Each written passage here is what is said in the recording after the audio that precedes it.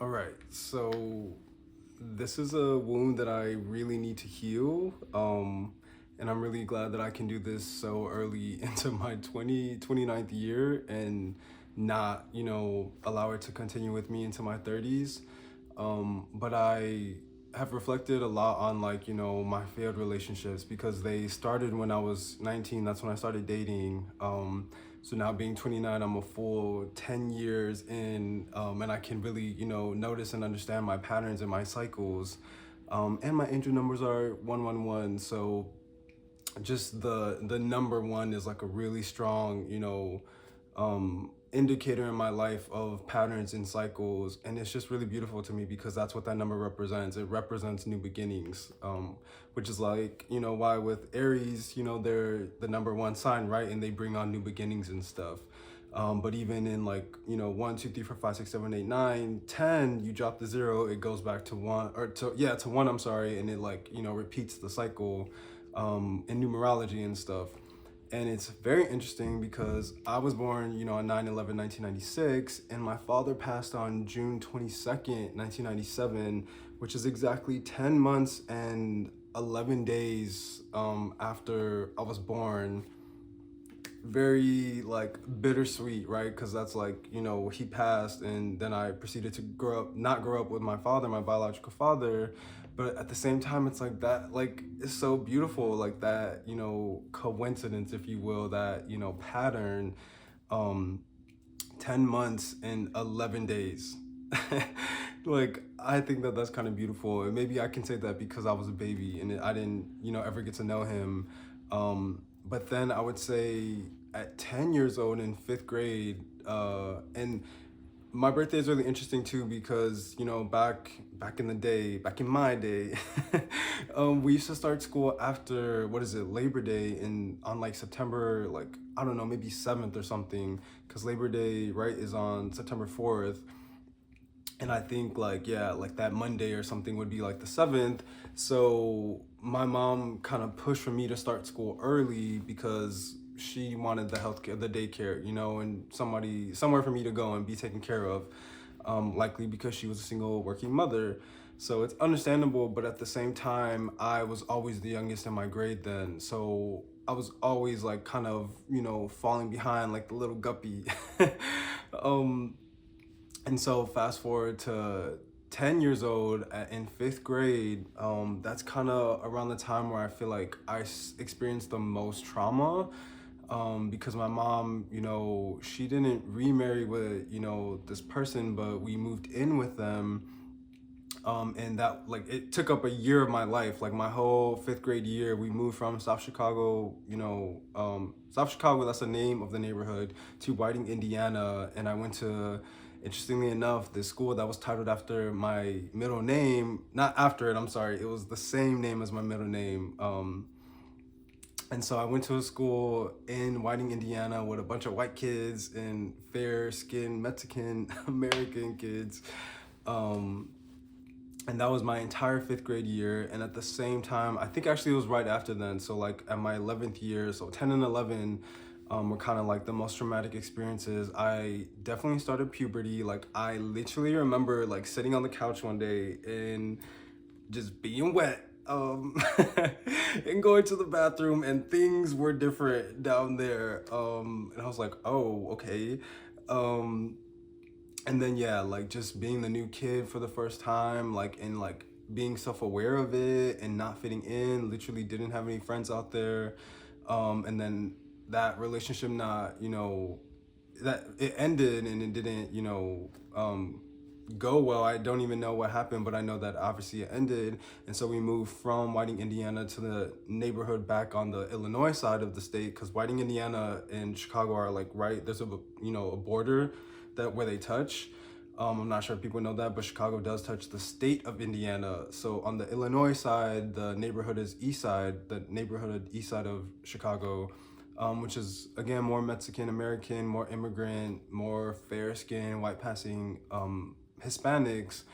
And I did also, get to learn my more Spanish because my mom spoke Spanish in the home. She spoke a lot of Spanglish actually, but being in like predominantly Mexican neighborhoods, Hispanic neighborhoods, I was able to like, strengthen my ear and like at least understand better. Maybe I didn't speak it all the time, but I definitely understood it better being in that area.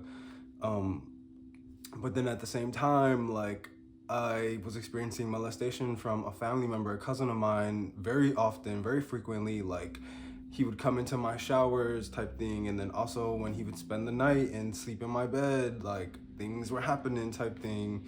And then it happened with a family friend outside of the home, like at their home, and like so, and then that was another transition, another transfer, right? So in sixth grade, I went to a new school, was the new kid again, and like not fitting in. So like already like 10 months old, trauma, 10 years old, trauma, 11 years old, more trauma. Like, and now I'm like aware and remembering these things. Um, and fast forward to 19, then like all of that time, like I experienced a lot, of course, a lot of other traumatic things, or I wouldn't say they're as traumatic, but like more so negative experiences that were affecting my character. Like I mentioned before, being called disobedient, disrespectful because I wanted to, fend for myself, or like not fend, but like advocate, there you go, advocate for my needs and my wants, and like developing and like knowing what I want to look like, what I want to sound like, what I want to act like I also remember my sister being very popular in school and like having a lot of boys on her, and like she wasn't fast or anything in any way. Like I know my sister wasn't having sex with any of these boys, but like she very much is like, you're my annoying, chubby, ugly little brother. Like please get away from me. You're so annoying. I just want to go like, follow my boyfriends, and like I don't know what she was doing with them, but I know she wasn't having sex with them. Um and then also because we grew up religious, like we grew up within the Jehovah's Witness, religion, and that's a very intense religion. Like it's like feel like they mean well, but at the same time it's very intense messaging, where it's like, and we had, back in the day, we used to have 3 times a week that we went. We used to have like a study, and then like a weekday meeting, and then a weekend meeting on Sundays. And so it was just kind of like every 3 times a week, it was very much like, do you want to live forever? Okay, then here's a laundry list of things that you have to do in order to live forever. If not, you're gonna die. And like, it wasn't like a die and go to hell. It was just like, finito, you're gonna die, and that's it. There's nothing. And I was like, what? Like, I didn't even know that the world ends, and like, or that life, and like, literally, my mom did not teach me anything.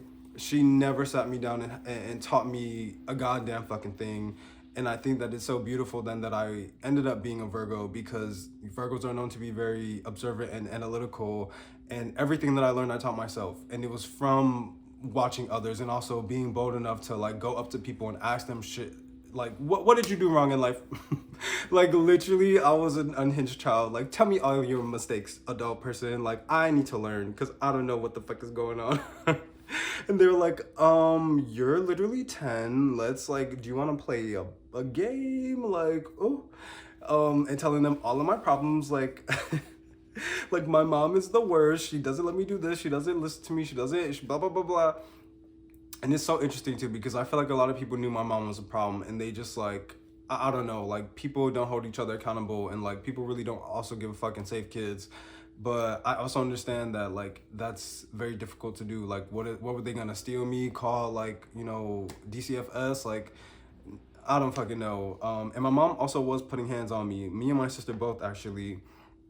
Up until I think high school, she still was hitting us, whipping us, whatever. So that was very traumatic as well.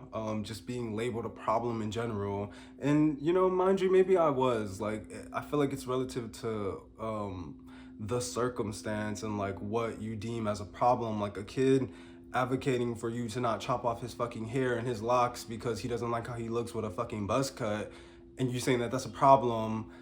Like, what happened to your body, your choice? Like, I don't understand. But anywho, fast forwarding to 19 years old, my point with sharing all of this is that like there was something that clicked in me at that time, that was very much like, I'm lonely. Like I'm realizing I've never had sex before. I've never, been in a relationship with anyone before. And I'm tired of being by myself, because I was then 2 years into college, community college, and I went to community college in the suburbs, literally 50 minutes away from Chicago. which like it sounds far and it's kind of not. It's just like, driving, like, I don't know, like the distance was that far. I think it was like 30 miles away.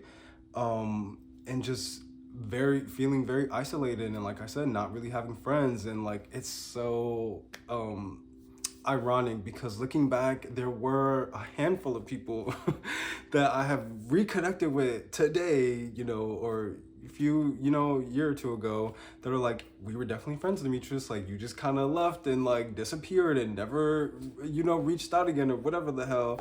And I'm just like, oh, I guess I am a runner, huh? Runner, track star. I don't know. And I did, pick get into running later, so it's kind of funny. But yeah, I think I just like, had such an intense and then skewed outlook on like what I was going through, that I was just like, you know what, fuck everybody. Like, fuck you, fuck it, fuck off. I'm gonna just go, like, I don't know, like, go do my own thing and like try to like better myself in my life. And I wanted better for myself in my life. So the best thing that I knew was to go out and try and get that. And just, I guess, neglect everything and everyone up until 19 years old, that I was like, oh my God, like I literally don't have any friends, and I have never had sex, and I've never had a partner. I think I want to go out and find that.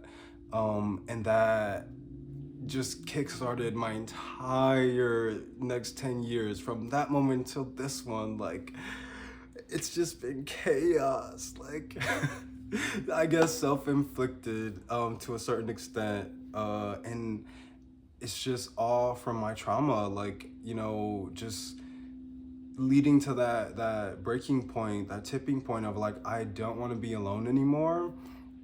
And I didn't even, like, literally, y'all, this is what, 2014? No, I think like 2015.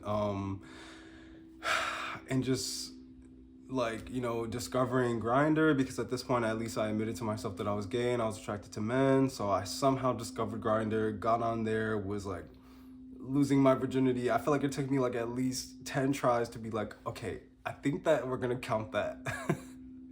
Because, oh my goodness, before then, and literally the first time that I had sex, I literally caught gonorrhea. Yeah. Because I literally didn't wrap it up, and I also didn't even use any lubricant. Like, it was dire. Like, I didn't know what the hell I was doing. But then I met my first boyfriend, and I don't know, it was just so, like, the energy felt very kinetic, very, like, I had never felt so, like, strongly pulled to somebody and, like, attached to them. Like, I very much, became attached quickly, and it literally all stems from my trauma, and that leading to my fears of being alone, like ending up alone in my future, but also struggling with my loneliness at that time, and being like, I need somebody.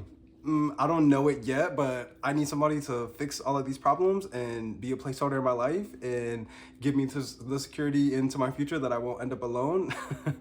And I also did want a family at that time. So I'm like, I don't know how we're gonna have kids with being two men, but like, we gonna figure it out. And it just literally kickstarted a host of issues, like, up until this day. And so this is my healing journey on that, and like specifically on childhood trauma, closing that chapter and that narrative on it affecting my romantic relationships, my relationships in general, like with friendships too, because I have a very, very special, close friend of mine, my photographer friend that I mentioned in the last video, that is like my number one right now. Like, she is and I do have, like, some other filler friends, like I like to call them, but my photography friend, she is literally like helping me redefine what a best friend can be and mean in my life, and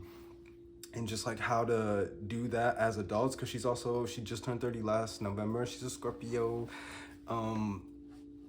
And yeah, she is the one person that I said, okay, I want to pursue a friendship. I'm ready to do that at this time in my life. This was like a year ago, I don't know.